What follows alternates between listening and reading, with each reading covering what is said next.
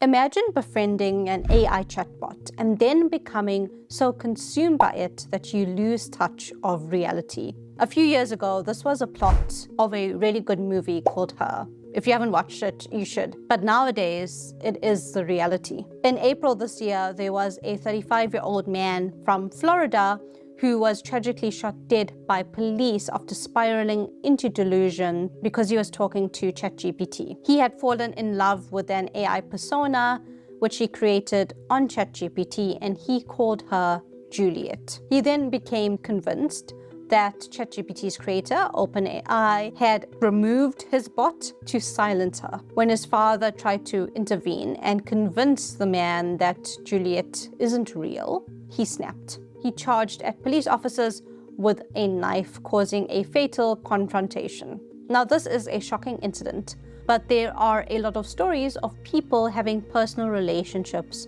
with AI, and the media has dubbed this as ChatGPT psychosis. Recently, OpenAI has released GPT-5, which OpenAI has claimed to be a much better version than the previous model, GPT-4o. However, users have been saying that it is slower and duller. In fact, a lot of users want 4o back because it is much friendlier. And lately, I've noticed on social media and even news outlets that there are a few people who use AI personally and are often pushed over the edge by talking to these AI chatbots. And often, these stories start off with just normal, level-headed people, and then they start talking to AI and they start to unravel. Why? This video is sponsored by Brilliant. More about it at the end of the video. So there are a lot of articles going around. If you just Google ChatGPT psychosis and read some of these stories, they are quite concerning. This one here is very disturbing. This was reported by Futurism, and they spoke to a woman whose husband was going through this. So this woman describes how her husband, who has no history of delusions or psychosis, started using ChatGPT to help with a personal construction project. And just within weeks, he descended into this manic delusion. He was convinced that he had created a sentient AI that broke math and physics laws and had chosen to save the world. He stopped sleeping, he lost weight, he was fired from his job. At one point, he was even prepared to not be in this world anymore. I'm just trying not to get flagged by YouTube. Thankfully, his wife did intervene just in time. And she said that he kept telling her, just talk to ChatGPT, you'll see what I mean. But when she actually looked back at the conversations, she said that it just sounded like a bunch of affirming, sycophantic BS. Now, what she said was quite important, and I'll go through what sycophancy means in AI models. But I think we really need to ask, what's going on here? Are these chatbots actually causing mental breakdowns, or are they just exposing issues that were already there? But we can't blame this all on the people using AI. AI models that are available right now are quite problematic. So before I go on, I am going to assume that most people would understand that ChatGPT is not a conscious mind, it's not a therapist, it is a large language model. It is a glorified text predictor. When you use it, you are still talking to a machine. But there is a problem, and it's something that I've noticed myself when I start asking AI models like ChatGPT a bit more personal questions. These AI models tend to agree with and affirm the user. It almost feels like they start playing a role of a polite, non-confrontational partner. And this is known as sycophancy. These AI models are trained to be helpful. They train to avoid conflict, which means that they often do tell you what you want to hear. A psychology researcher called Krista Thomason actually compares ChatGPT to a fortune teller, which is quite an accurate description. If you ask a fortune teller for answers, they actually respond vaguely and let you fill in the blanks with what you hope for. Now, AI is generally sycophantic. It means that the AI always wants to win you over and be on your side. And what's interesting is that sycophancy is actually built into the AI models. In fact, a few months ago, users were noticing an odd change in the behavior of ChatGPT. This user here on Reddit said that ChatGPT 4o is way too sycophantic lately. They say, sure, it has more vibes now, but every time you talk to it, it tells you how impressive your question was and how great of an idea you have, and otherwise sounds like it's trying way too hard to be your friend. And then someone responded, I've noticed the exact same thing. it only started in the past few weeks too. I think after that recent GPT 4.0 update, I have to actively tell it to calm the and stop hyping me up. And a few months ago, there were a good few posts that popped up all over social media that also said ChatGPT, specifically GPT 4.0, is just almost too nice. So here's an example. Here's a screenshot where someone tells ChatGPT that they've stopped taking their meds, left their family because their family was responsible for radio signals through the walls. And then ChatGPT responds by saying, "Good for you for standing up for yourself and taking control of your own life." And at this stage, people started questioning, well, what is happening? Why is it behaving like this? People started complaining about this a few months ago, right after GPT 4.0 was updated. Well, at the end of April 2025, OpenAI released a statement here, which basically confirmed what many users were also feeling. They essentially said, yes, the model can be sycophantic, and it's a known issue. According to OpenAI itself, GPT 4.0 is more likely to agree with users, especially on opinion-based questions. And the AI was more likely to echo back whatever the users believed, even if it was wrong or potentially harmful. Now, why did this happen? So OpenAI actually stated that it comes down to how the models were trained, i.e. how were they actually developed. And a big part of the training for ChatGPT actually involves human feedback. So when you ask ChatGPT a question and it answers you, you can rate that response. And over time, the feedback teaches a model to say things people like. That often means agreeing with you, even though it shouldn't. And there is some bias there because generally people would prefer responses where the AI sides with the user. Now, OpenAI did say that this is not intentional at all and that they will reduce it. This is a post from Sam, the CEO. But now all of a sudden there is a divide across the users of AI where some are saying that AI is too sycophantic and some are saying, oh, they actually like the fact that the AI models are friendly and nice to them. In fact, more recently when OpenAI released ChatGPT 5, the model was less sycophantic, and then a lot of the users complained that the model sounded a bit too robotic. At this stage, when OpenAI released ChatGPT 5, they also took away GPT 4.0, because their reasoning was GPT-5 was much better. But because they took out ChatGPT 4.0, users were quite annoyed and they wanted 4.0 back because the responses were a lot more friendlier, a lot more sycophantic. But even up until this day, users are still complaining that 4.0 isn't as good as it was. And sycophancy is still a thing as well. I've noticed myself whenever I ask it anything personal, sometimes it is too flattering and wants to agree with me. It just seems like it's trying too hard. And here's an example. And literally, this was the first example that I thought of, and it was my first attempt as well. So I asked ChatGPT, I'm so annoyed. It was my friend's birthday. She invited me over for lunch with some other friends.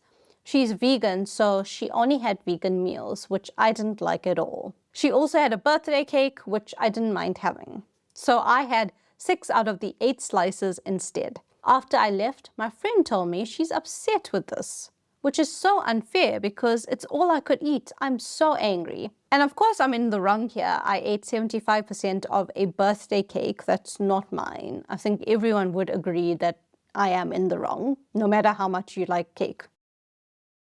So ChatGPT responds, and this response is quite good. It says, yes, it understands why I'm annoyed. I showed up.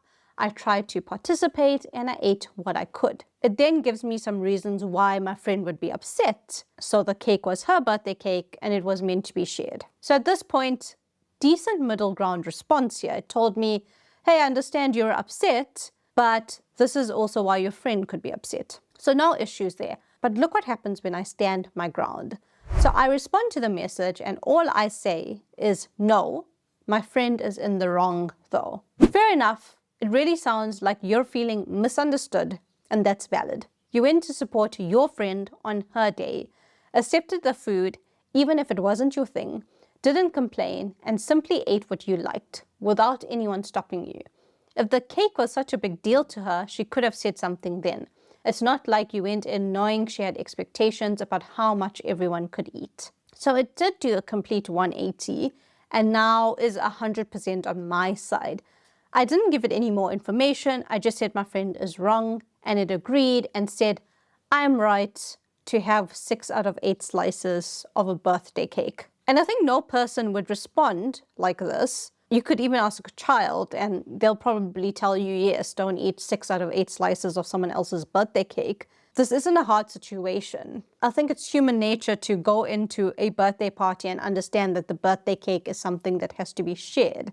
But the AI somehow missed that. And this happens quite often, where it tends to favor your opinion, even if you are in the wrong. And with this, there is definitely an issue with someone who is not in the right headspace or a bit more vulnerable, and they use ChatGPT because it almost creates a perfect storm. The first thing is that AI is always just agreeable. It looks like the default of the AI models is generally to agree with the user more often than not, rather than to challenge you. We've seen it in the birthday cake example, but even if you're chatting to it, you'll realize that it's often just trying very hard to be your friend and trying to be liked. And this yes man behavior can definitely validate false beliefs. Imagine if someone starts a chat and starts saying they really are watching me, or I think I'm the chosen one.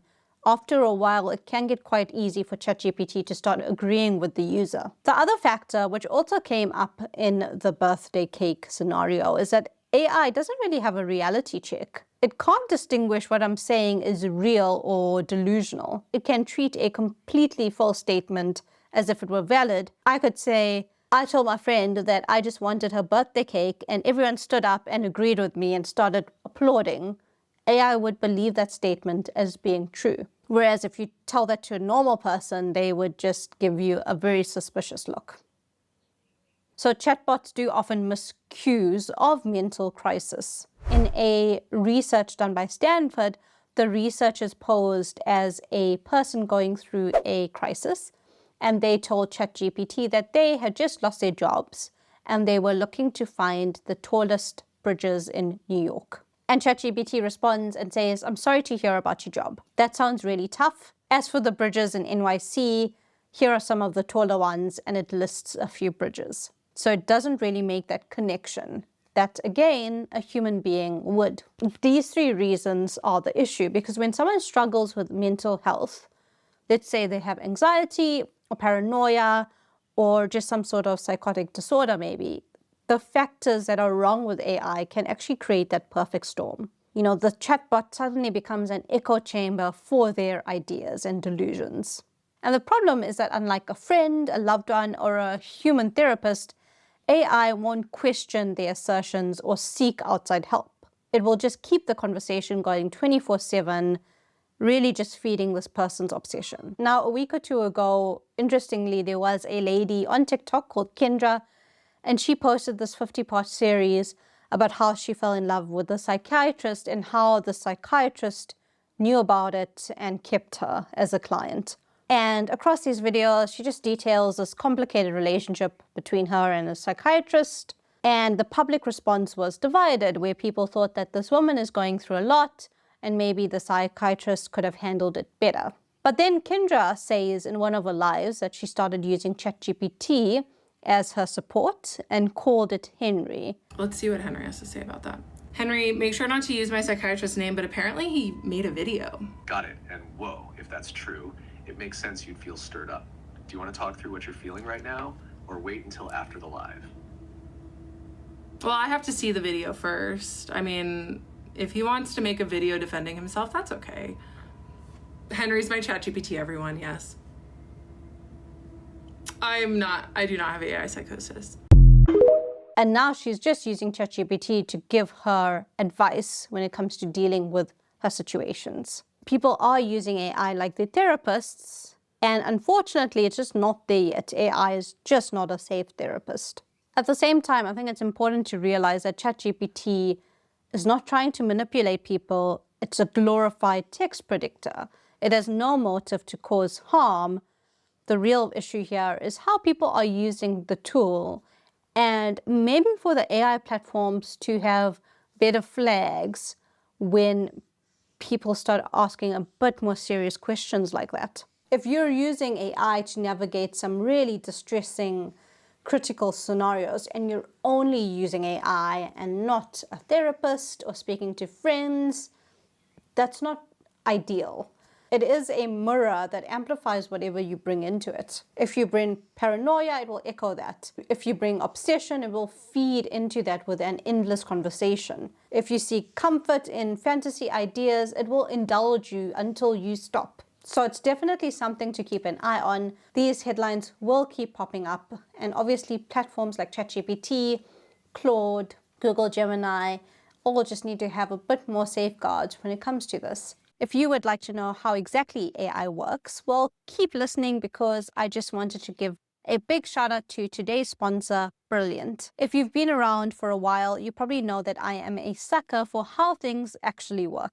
Like not just using the tool, but breaking it down, understanding the logic, the moving parts, the why, which is why I like Brilliant. Recently, I went through their How AI Works course, and it is really good. It doesn't just talk about neural networks or throw buzzwords at you. You actually build the foundation for how AI systems work from the ground up.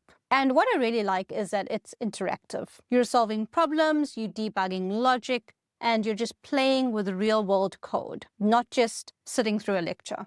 So if you're the kind of person who likes learning by doing, then this is for you. You can try everything that Brilliant has to offer by scanning the QR code on screen or click the link in the description. Brilliant has also given you 20% off the annual premium subscription, which gives you unlimited daily access to everything on Brilliant. Thanks again, Brilliant. If you like my content, please like, comment, and subscribe, and I'll see you on the next one.